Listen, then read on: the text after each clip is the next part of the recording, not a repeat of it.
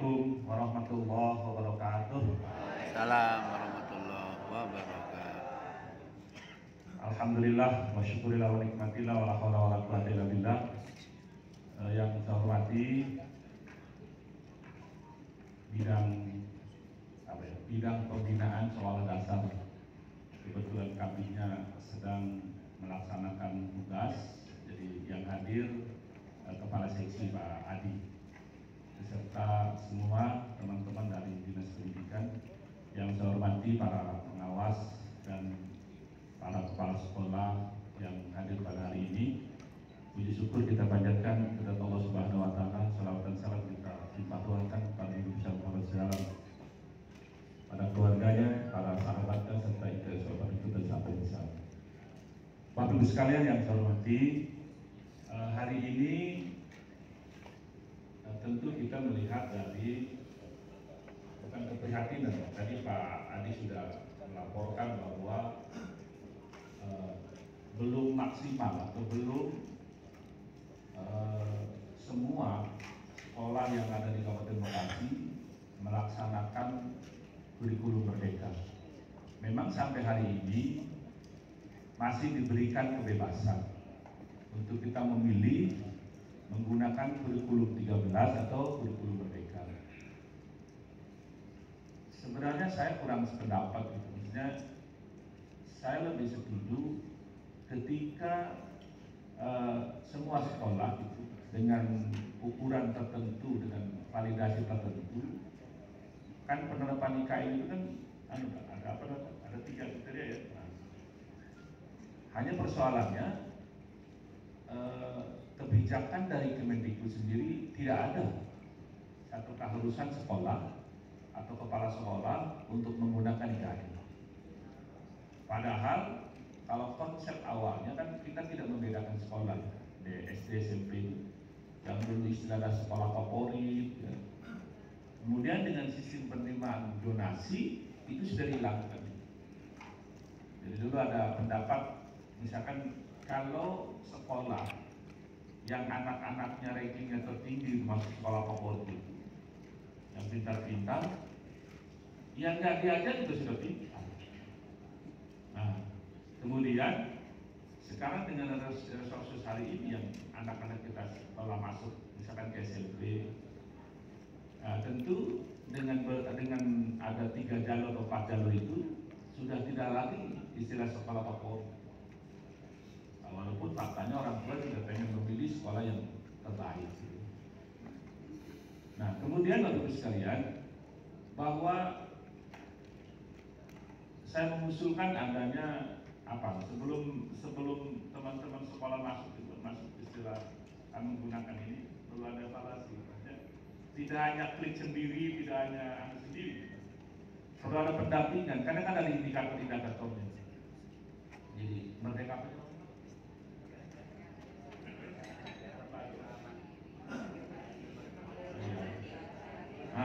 jadi Pak Adi yang paham ini kasih dulu. Maksud saya mestinya menurut saya itu di-guiding, dihantarkan oleh orang yang memverifikasi. Jadi jangan sampai kondisi eksisinya kita belum siap dengan kriteria tertinggi gitu ya, sehingga ada kekeliruan di dalamnya. Ya. Dan saya meyakini ketika terus ini bergulir gitu, otomatis kita bisa menyesuaikan kebijakan itu. Walaupun yang saya dengar dari teman-teman yang di kabupaten lain, guru gitu ya, dengan sistem kurikulum merdeka ini kadang juga ya berat gitu. Tetapi ini kita harus maju, kebijakannya seperti ini. Ya, jadi ini khusus barangkali para teman-teman yang hadir hari ini, hidupkan kembali semangat kita. Jadi Bapak dan Ibu guru selaku kepala sekolah adalah penanggung jawab secara keseluruhan, baik kegiatan belajar mengajar maupun juga aspek administratif. Jadi berat memang, tetapi itulah yang harus dilakukan oleh Bapak Ibu sekalian. Resiko jabatan ini. Jadi memang saya melihat bahwa sekolah terbebani dengan berbagai administrasi. Memang ada unit sendiri. Ya, kalau dulu di SMP misalkan ada subat PU, itu kan mengandalkan dari UPTT ketika pengelolaan administrasi keuangan dan sebagainya. Nah, dari mulai tahun kapan, 3-4 tahun yang lalu setelah UPTT tidak ada, sekolah masing-masing harus bisa mengelola, baik itu manajemen sekolahnya, kan sekarang istilah manajemen MBS, manajemen berbasis sekolah. Kemudian Bapak Ibu sekalian, tolong dipelajari betul berkaitan dengan implementasi kurikulum merdeka itu. Karena sekali lagi tadi, ada beberapa sekolah kita yang sudah masuk ke situ. Nah, kemudian tentu kan cara pembelajarannya mungkin berbeda gitu. Ini akan muncul, kok di sini mau begini, di sana mau begono gitu. Jadi akhirnya tidak ada keseragaman dari sisi konteks ukuran gitu. Kalau cara mengajarnya boleh-boleh saja, dengan menggunakan bagaimana sepanjang tidak keluar dari ketentuan IKN. Nah, kemudian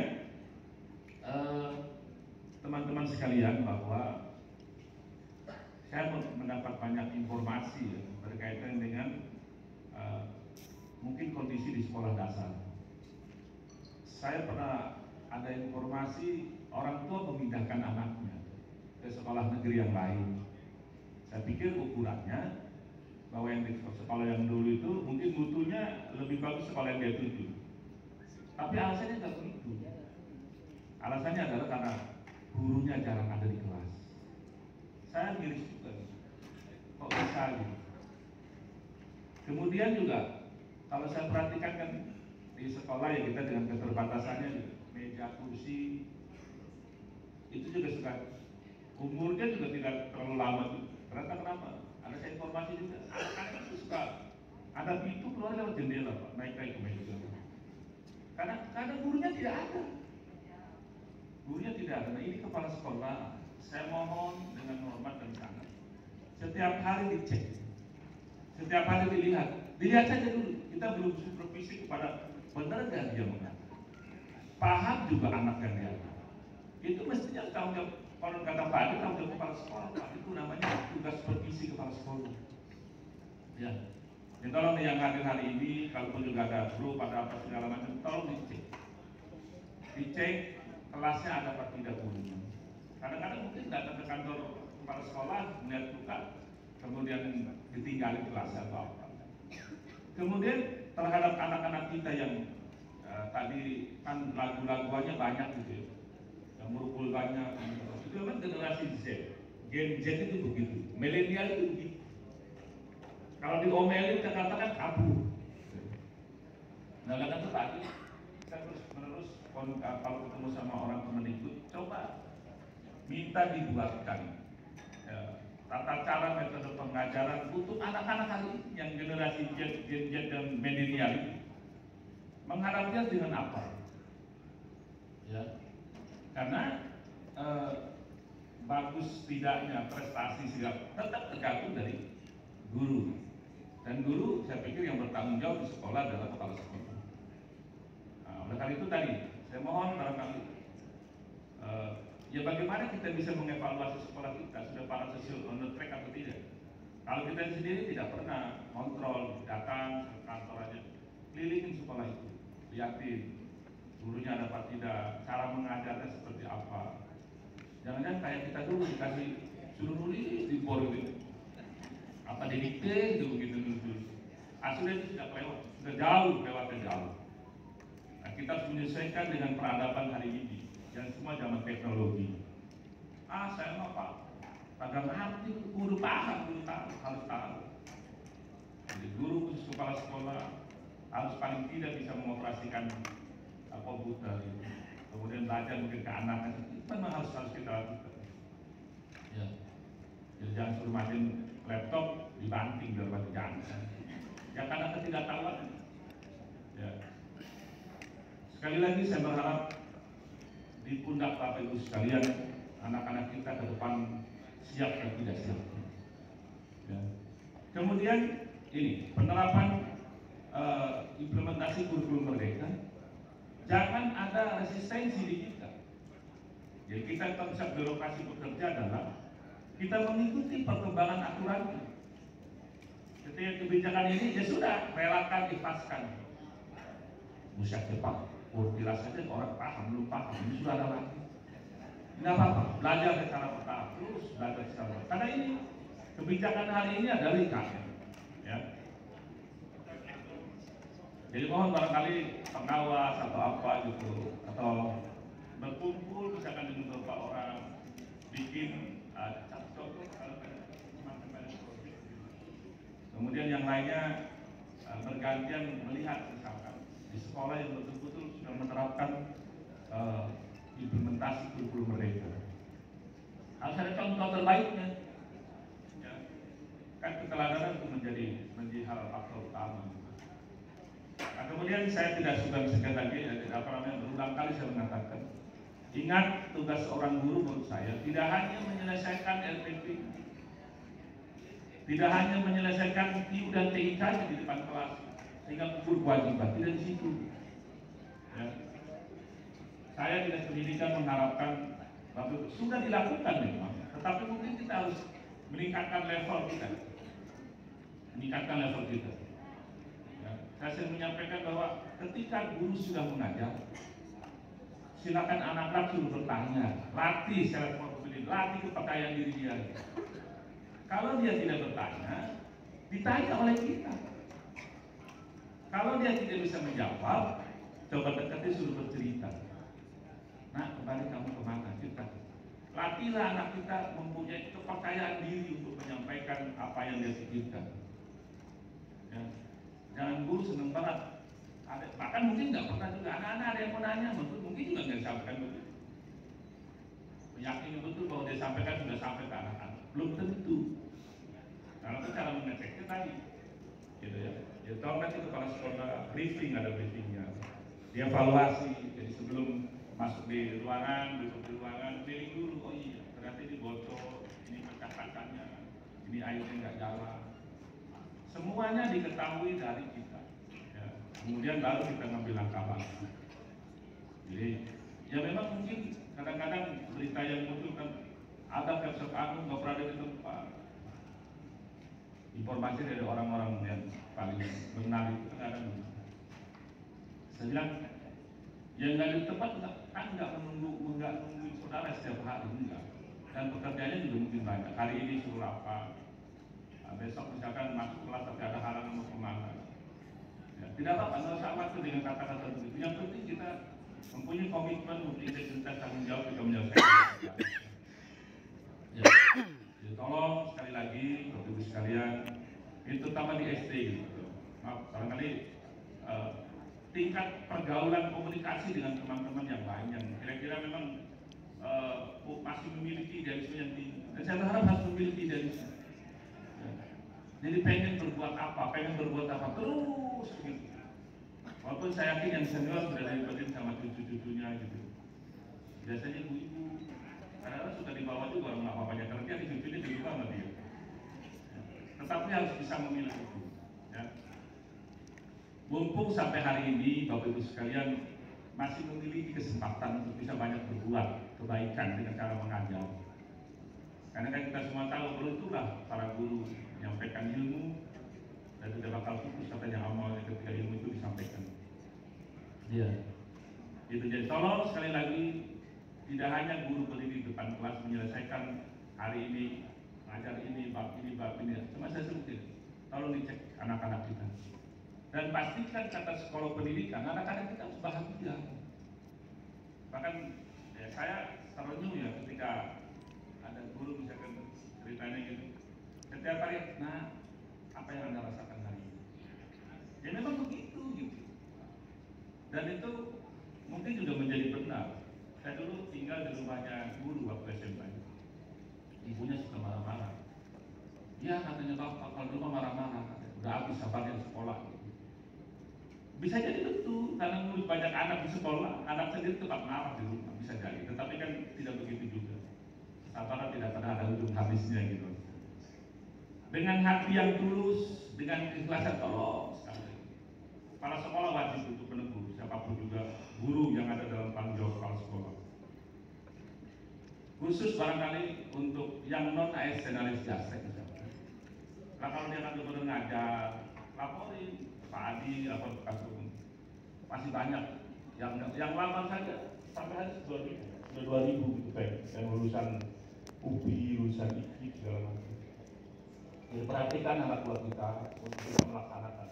Karena ketika saya menyampaikan bahwa kenapa sih Pak kok istri sampai 9.300 orang, ya kadang-kadang kebutuhan ahli jabatan ahli beban kerja itu bahkan dari 9.300 kita membutuhkan 2.000 lagi kalau kita mau standar. Kan sekarang yang ngajar bahasa Sunda di SMP itu yang orang Sunda, bukan orang pendidikan sarjana Sunda. Yang mengajar praktek-praktek itu orang yang memang suka seni atau apa, tapi bukan sarjana seni. Belum linear kita semua, banyak sekali. Mungkin yang linear itu baru 50%. Nah, untuk SD barangkali, saya berharap tadi gitu, dibina secara tanggung jawab. Karena kalau Bapak Ibu sekalian pegawai, pernah ikut prajabatan dulu. Ini kan mereka belum pernah. Artinya secara tanggung jawab harus diberikan. Dan saya berharap juga teman-teman yang non ASN Justice itu juga dengan keseriusan apa dalam artian memang panggilan jiwa, panggilan hati untuk menjadi guru. Karena guru tidak bisa dipaksa. Ada banyak orang yang pengen pindah ke tempat saya. Anda salah mungkin kemarin ngambil jurusan saja. Ya, sekarang sayang banget gitu. Dengan melihat orang lain naik turun mobil, ya kita sama mobil angkot dulu naik turun mobil dulu. Ya, pengen sudah pindah, padahal ketika dia pindah, mungkin punya jabatan bukan pindah, karena basicnya seorang pengajar.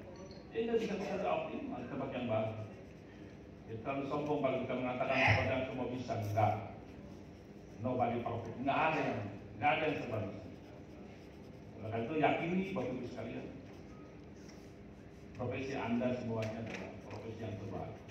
Bahkan kalau di luar negeri, kalau katanya masuk aja susah. Pengen jadi guru, luar biasa seleksi. Kalau kita mah siapa ya, yang penting mah kerja jadi guru gitu. Ya sayang gitu, padahal tanggung jawabnya begitu berat. Jadi kalau ada orang yang belum kerja, paling berat anak kepala sekolah, terus jadi guru ya. Makanya di luar negeri guru nomor 1, apalagi di depan. Gajinya besar, walaupun tata masuknya sulit. Yang penting tata masuknya sulit, tapi gajinya besar. Daripada masuk yang mudah, orang dapat gaji. Ya. Oke, itu kondisi hari ini seperti itu. Dan semoga Bapak Ibu sekalian dari bersemangatlah kembali. Inilah ladang amal kita. Inilah calon-calon pemimpin ke depan yang akan menggantikan yang sekarang menjabat ekonomi nasional maupun juga daerah. Ya, mungkin juga satu kebanggaan bagi kita semua, wabil khusus guru kepala sekolah. Ketika alumni dari sekolah itu ternyata ada yang jadi menteri, jadi apa. Ya. Sekali lagi, Bapak Ibu sekalian, saya ingin mengucapkan terima kasih juga bahwa Bapak Ibu sekalian sudah terus berkomitmen melaksanakan tugas di samping menjadi guru, kemudian dari kepala sekolah. Ya. Kemudian terakhir, saya ingin sampaikan, ya mudah-mudahan segera dilantik Kepala Dinas Pendidikan. Kalau ini sudah ada 3 yang menang ranking 3 terbaiknya, sudah sedang disusun ke Menteri Dalam Negeri. Karena kalau jabatan bupati bukan di sini, di PJ, boleh menetapkan apa saja, tetapi ada beberapa yang harus mendapat persetujuan Menteri Dalam Negeri. Khususnya kaitan dengan mutasi dan rotasi. Ya. Jadi tolong barangkali, ya mudah-mudahan pengganti saya sudah yang paling terbaik. Artinya yang selama ini saya tidak bisa melakukan, dan saya sebenarnya nggak bisa apa-apa. Hanya alhamdulillah saya bisa menyelesaikan tugas 3,5 tahun sampai 4 tahun. Saya bukan orang pendidikan, calon pemerintahan, tapi saya sengaja juga memberikan bukan second opinion, tetapi apa? Gambaran lain dalam aspek pemerintah, calon pemerintah. Doktor saya dari PDN, calon pemerintah. Jadi saya di dinas pengen juga teman-teman walaupun berawal dari fungsional mempunyai pengetahuan tentang apa itu etika birokrasi. Ya. Itu, jadi saya mengucapkan terima kasih atas dukungannya selama ini. Dan saya ditempatkan sekarang di Kepala Dinas Guru Catatan Sipil. Nah terkait dengan itu, oh iya, lupa. Nanti jam berapa? Tadi akan jam 5 ya. Nanti saya telepon operator. Jadi siapa yang sudah punya IKD? Ada pernah dengar IKD? Belum. Identitas kependudukan digital. Belum ya? Oh, oke. Nanti saya telepon staf suruh ke sini. Jadi nanti di KD itu di asal ada punya Android ya. Punya Android, bukan Apple, kasar. Bukan Apple ya. Bukan iPhone, bukan. Jadi dari Android kamu cuma tahu itu. Nanti download. Ada berbagai macam informasi di dalamnya. Kalau kita ketinggalan KTP KK di dalamnya sudah ada. Kemudian kaitan dengan pemilu, Bapak sudah bisa melihat di sini. Nyoblos di TPS nomor berapa? Sudah ada, karena bekerja BPJS, kemudian juga KPU, kemudian bantuan sosial, semuanya ada. Nanti siap saja nanti saya undang staf saya di KPU untuk bisa mengaktifkan IKD Bapak Ibu sekalian. Jadi besok lusa, memang sampai dengan hari ini kegunaan untuk perayaan publik di Bank belum. Tetapi saya dengar 1 Maret akan dilaunching oleh Menpan dan Mendagri bahwa IKD bisa digunakan buat apa saja berkaitan dengan aspek kependudukan. Jadi kalau kita lupa bawa KTP ke bank tinggal kasih unjuk itunya sudah selesai. Ya, ada kakak, ada kartu keluar, ada apa yang untuk anak usia, gitu. Semua lengkap anggota keluarga kita ada semua di dalam. Jadi ada apa ini? Saya mintakan dari Dukcapil. Kemudian apabila sekolahnya, ya sekolahnya juga anak-anak mungkin harus diterbitkan dia, Bapak Ibu silakan kirim surat aja ke sana, bisa kirimkan petugasnya ke sana. Nggak ada yang bayar. Tetapi Bapak Ibu sekalian juga jangan meminta bayaran. Ya, dari kami nggak ada, gratis semuanya. Termasuk yang belum punya akta kelahiran siapapun, yang belum punya KTP siapapun. Ya, nanti akan dilayani dengan gratis dan insya Allah terpakai. Saya bilang masa anak buahnya Kadistik itu tidak punya. Ya. Nanti kita khususkan hari ini sekian jumlah orang jangan suruh di.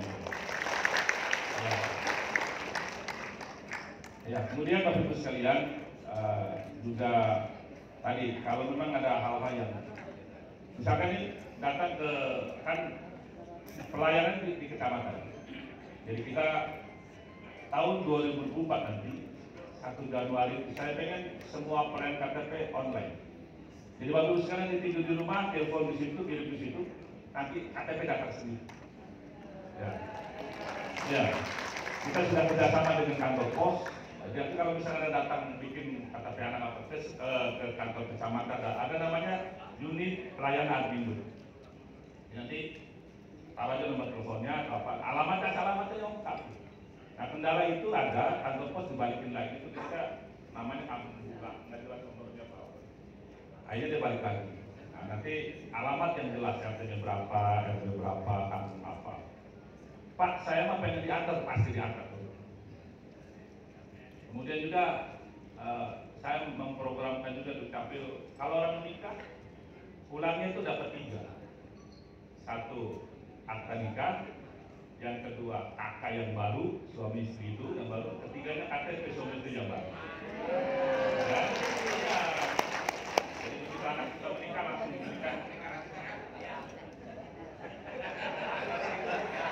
Mau kawin lagi? Saya dari tadi ngomong anaknya sama cucunya. Saya sekarang meyakini Pak, punya istri lebih dari 1 repot. Saya sekarang istri saya 2, di distrik sama Dukcapil. Iya, oh ternyata berat punya istri 2 itu. Makanya jangan, laki-laki jangan. Satu aja pelihara dengan baik. Ya. Baik, ya gitu ya. Kaitan dengan Dukcapil kalau datang ke kecamatan petugas pakai rompi dia, ada namanya, telepon saya. Saya sudah tidak ada lagi mengatakan tidak bisa, tidak ada mengatakan ini lama, tidak ada lagi. Jadi hari itu datang, hari itu harus disetek. Kemudian waktu kepala sekolah sampaikan ke keluarga, kalau ada yang bilang lama nggak bisa, telepon saya. Sudah tidak lagi zaman lagi. Sekarang harus memberikan pelayanan terbaik. Dan sebenarnya nggak sulit. Nanti konsep kedepannya nanti akan untuk kita tempat pelayanan KTP dan lain-lain itu nanti saya rencana akan membuat kantor sendiri. Jadi nggak di kecamatan karena sekarang aspek kependudukan kaitan dengan pendaftaran penduduk, catatan sipil tidak lagi mengikut sertakan zaman, ya, langsung ke kita, nggak ada pengantar, ini nggak ada lagi sekarang. Kemudian kalau ada orang Bandung, orang mana pengen pindah ke Bekasi, nggak usah berangkat ke Solo. Pak, saya pengen pindah dari Bandung, KTP saya pindah ke Bekasi. Ngomong di situ bisa dilakukan. Nggak usah surat. Sekarang semuanya sudah online, jadi tinggal konfirmasi handphone. Halo Pak, nomor ini dikeluarkan akan masuk ke Bekasi. Ya, mudah-mudahan minta doanya juga. Jadi saya 3 tahun setengah di distrik. Alhamdulillah, terima kasih semuanya. Mohon maaf barangkali ada yang tersinggung, kurang pelayanan, nggak pernah didatangi sudah pasti ya, sudah pasti. Ya, saya dari statistik 3 tahun setengah. Kalian estate cuma 10 tuh berapa estate? Itu juga gara-gara banjir, gara-gara repot banget kan sih. Jangan mau pada dikasih capek loh. Iya, capek banget setiap hari sudah. Apalagi saya kalau 2 hari nggak kantor, apalagi kemarin kepala sekolah, saya duduk di depan nggak kelihatan tutup sama ini, sama berkas gitu. Makanya apakah tidak mungkin itu Pak? Hal-hal yang begitu ya kita pakai pakai aplikasi gitu. Sekarang sudah harus memulai evaluasi. Kemudian kalau kartu keluarga itu kan dikasih PDF ya. Jadi kalau hilang tinggal ngetik. Bisa tinggal ngetik. Kalau KTP elektronik memang tadi pilihannya apakah data langsung diambil, apakah data kalau bukan ada urusan Pak saya minta dikirim ke rumah. Pasti dikirim ke rumah, sudah pasti. Dan harapan saya idealisme saya nanti 2 tahun yang akan datang itu tadi sambil bobo aja. Halo, ini ya, sudah datang ke TP, sudah datang kakak ini. Insya Allah misalkan kita lakukan. Termasuk kita yang akta kelahiran laki-laki. Jadi kalau yang belum memiliki akta kelahiran anak-anak kita hari ini segera dibuatkan. Nggak ada yang bayar, saya katakan gratis. Kemudian kalaupun ada saya biar tanda tangan Pak Presiden bilang ada lapor polisi hilang boleh. Nggak bohong kan? Jadi yang sudah boleh.